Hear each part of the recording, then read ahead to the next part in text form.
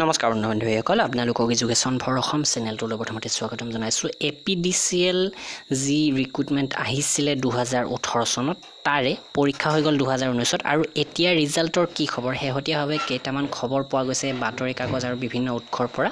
তো সেই সকলোখিনি আমি আলোচনা কৰিম আৰু বৰ্তমান কোৰ্ট কেছৰ মীমাংসা কি হৈছে বা আগন্তুক ৰিজাল্ট অহাৰ আশা আছে নে নাই সকলোবিলাক আপোনালোকে গম পাব। আহক ভিডিঅ'টো আৰম্ভ কৰোঁ। তো লগতে আপোনালোকক জনাওঁ যে আমাৰ ই-বুক ষ্টৰত কেইখনমান কিতাপ পাব্লিছ কৰা হৈছে, PDF কিতাপ।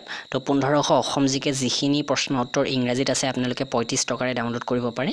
তাৰোপৰি ইয়াতে আছে 1000 কুৱেশ্যন এনচাৰ যিবোৰ অসম জিকেৰ ওপৰত ভিত্তি কৰি অসমীয়াত আছে সম্পূৰ্ণৰূপে, মাত্ৰ 40 টকা। আপোনালোকে এইকেইখন অৰ্ডাৰ কৰি পে' কৰিলে ডাইৰেক্টলি PDF হিচাপে ডাউনলোড কৰিব পাৰিব।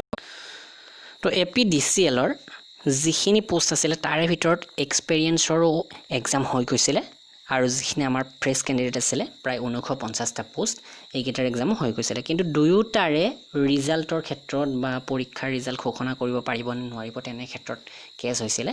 তো ইতিমধ্যে এক্সপেৰিয়েঞ্চৰ যদিও ৰিজাল্ট ঘোষণা কৰিছে, কিন্তু তথাপি তাতেও যথেষ্টখিনি কেছ হৈছিলে, সেইকাৰণে সেই ৰিজাল্টবিলাকো স্থগিত ৰাখিব লগা হৈছে। তো শেহতীয়াভাৱে যিখন নটিচ আহিছে সেই নটিচখন হৈছে এইখন। তো এইখন যোৱাকালি বাতৰি কাকতত প্ৰকাশ কৰিছে আৰু ইয়াতে গোটেইখিনি কথা কোৱা হৈছে যে এই যিটো এক্সপেৰিয়েঞ্চ কেণ্ডিডেটৰ ক্ষেত্ৰত বিশেষকৈ 21টাকৈ ৰিট পিটিশ্যন জাৰি কৰা হৈছিলে গুৱাহাটী হাইকোৰ্টত।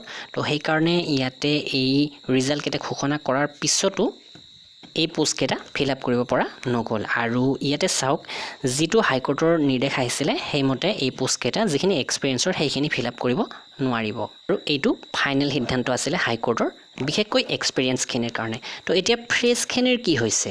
তো বাতৰি কাকতত এনেকুৱা ধৰণৰ এটা কথা প্ৰকাশ পাইছে যে যি 957টা ফ্ৰেছ কেণ্ডিডেটৰ নিযুক্তি সেইখিনিও বৰ্তমান অনিশ্চয়তাত ভুগি আছে। এটা তদন্ত কমিটি বনোৱা হৈছিলে, সেইটো আপোনালোকক জনোৱা হৈছিলে ভিডিঅ' বনাই। তো এই তদন্ত কমিটিৰ যিখিনি তদন্ত তাৰে ওপৰত এতিয়ালৈকে কোনো ধৰণৰ প্ৰতিবেদন দাখিল কৰিবলৈকে সক্ষম হোৱা নাই। তো সেইকাৰণে এতিয়ালৈকে এই যিটো নিযুক্তি প্ৰক্ৰিয়া এইটো যথেষ্ট সংশয়পূৰ্ণ হৈ আছে।